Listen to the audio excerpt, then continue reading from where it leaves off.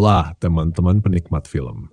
Nah kali ini gue bakal bahas film horor lokal terbaru. Yang judulnya Dasim.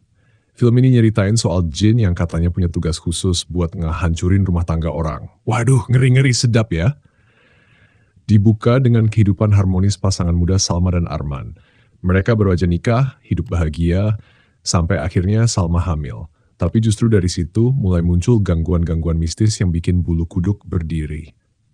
Arman sibuk banget sama proyek-proyek kerjanya, dan sayangnya makin dia cuek, teror mistis yang dialami Salma malah makin menjadi.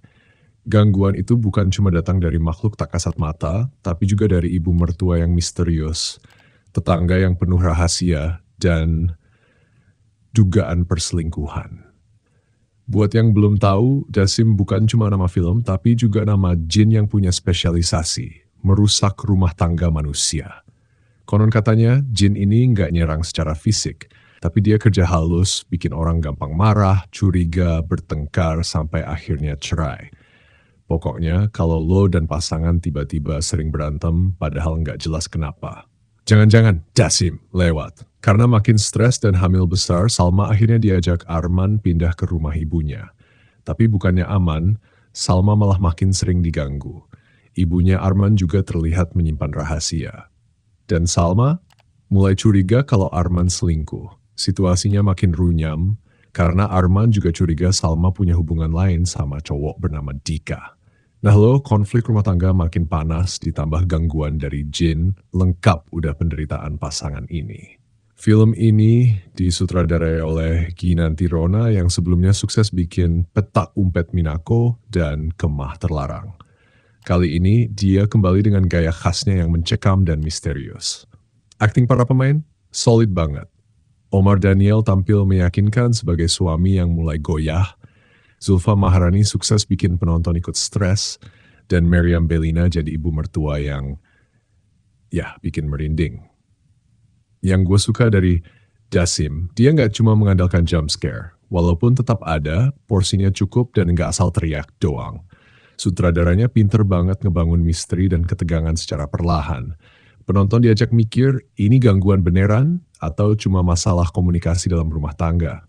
Tapi, sayangnya dari segi cerita, film ini masih punya pola yang agak mirip sama film-film horor lokal lainnya yang juga bahas jin perusak rumah tangga. Jadi buat yang udah sering nonton horor-horor Indonesia, mungkin udah bisa nebak arahnya kemana. Menariknya, Dasim ini bukan horor yang ngandelin tempat angker atau kutukan kayak film klasik, tapi lebih ke horor domestik, horor yang justru muncul dari dalam rumah sendiri. Ini kayak yang pernah kita lihat di film Pengabdi Setan atau The Conjuring. Meski eksekusinya cukup rapi, premis film ini sebenarnya nggak terlalu baru. Tema tentang jin Dasim udah beberapa kali diangkat di film horor lokal. Jadi buat kalian yang udah sering nonton horor Indonesia, mungkin bakal ngerasa familiar banget. Tapi balik lagi, Dasim tetap punya pesona sendiri. Dengan gaya misteri dan nuansa rumah tangga yang real, film ini bisa bikin penonton betah nonton sampai akhir. Secara keseluruhan, Dasim adalah film horor domestik yang cukup sukses membangun rasa takut lewat isu yang dekat dengan kehidupan banyak orang, yaitu kehancuran rumah tangga. Dasim bukan cuma horor tentang penampakan, tapi juga tentang emosi, ego.